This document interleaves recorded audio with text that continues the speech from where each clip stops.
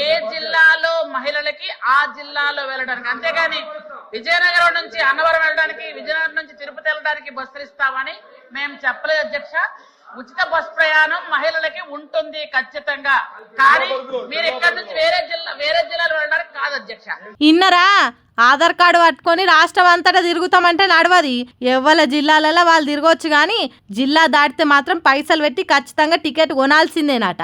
మహిళా శిశు సంక్షేమ శాఖ మంత్రి గుమ్మిడి సంధ్యారాణి చెప్పింది. అగో పక్కకున్న తెలంగాణ రాష్ట్రంలో అంతటా తిరిగేటట్టు చేసిండ్రు కదా అని అంటారా?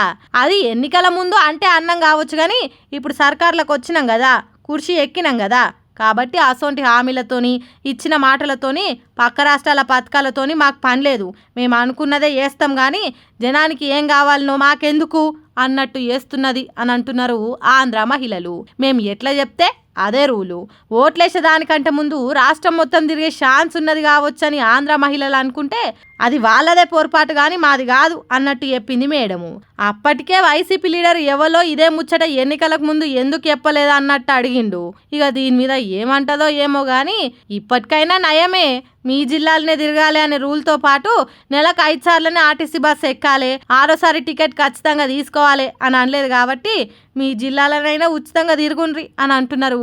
గద్దెనెక్కేదాకా ఒక మాట, ఎక్కినాక ఇంకో మాట మాట్లాడే రాజకీయాలు తెలిసిన మహిళా మనులు. చూడాలి మరి ముందు ఇంకేమైనా కొత్త రూల్స్ వస్తాయో అని.